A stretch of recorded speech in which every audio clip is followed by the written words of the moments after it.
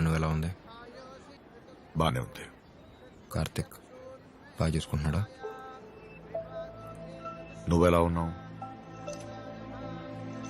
అనుకు పెళ్ళైపోయింది. నువ్వు లవ్ చేయడం ఆపేసావా? లవ్ ఫెయిల్ అయినోడు లవ్ చేయడం ఆపడు సార్, దాన్ని చూపించడం ఆపేస్తాడంతే. నేను ఇంకేదో టెన్షన్లో ఉన్నావు అనుకున్నాను. బానే ఉన్నావు. నాదే ఉంది సార్, అంత మర్చిపోయి ఎక్కడ హ్యాపీగా జాబ్ చేసుకుంటున్నా. నాకు అసలు అడ్వాంటేజ్ ఏంటో తెలుసా సార్? సొంత ఊళ్ళో అమ్మాయిని కాకుండా ఇంకో ఊళ్ళో అమ్మాయిని ప్రేమించాను కదా, అది. ఇంకో ఊళ్ళో అమ్మాయి కాబట్టి తను లాస్ట్ టైం ఎక్కడ చూసానో అదే విజువల్ లైఫ్ లాంగ్ గుర్తుండిపోద్ది.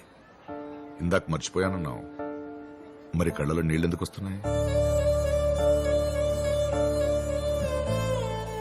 దేవుడు మనకన్నా సైడ్ సార్. అబద్ధాలు చెప్పమని నోరిచ్చాడు, నిజాలు చెప్పమని కళ్ళు ఇచ్చాడు.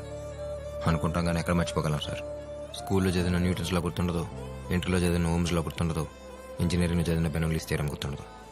కానీ మనం లవ్ చేసిన అమ్మాయిని ఫస్ట్ టైం ఎప్పుడు చూసాం, ఎక్కడ చూసాం, ఏ డ్రెస్లో చూసాం అనేది మాత్రం చచ్చేదాకా మర్చిపోలేం. గుర్తుంచుకోవాలని చదివే చదువు మాత్రం మర్చిపోతాం, కానీ మర్చిపోవాలనుకున్న అమ్మాయిని మాత్రం తిన్నాం చచ్చేదాకా మర్చిపోలేం. నిజంగా అంత మిస్ అవుతున్నావా? లవ్లో ఫెయిల్ అయిన వాడికి మాత్రం అర్థమయ్యే విషయం కూడా చెప్పనా సార్?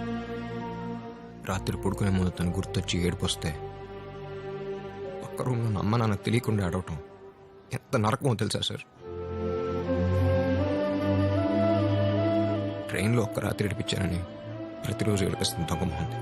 అంత ప్రేమించిన వాడివి తీసుకెళ్లి పెళ్లి చేసుకోమంటే ఎందుకు వదిలేసి వచ్చావు? మీ వల్లే సార్. మీతో ఫ్రెండ్షిప్ చేసినందుకు అను మీరన్నా సాక్రిఫైస్ చేయాలి, లేదా నేనన్నా సాక్రిఫైస్ చేయాలి. నేను సాక్రిఫైస్ చేస్తే ఉంది సార్. అను గుర్తు రాకుండా ఉండడానికి ఫ్రెండ్స్ ఉన్నారు, గుర్తొచ్చినప్పుడు దాచడానికి అమ్మ నాన్న ఉన్నారు. తీసుకెళ్ళటం ఎంతసేపు సార్? 2 సెకండ్లు.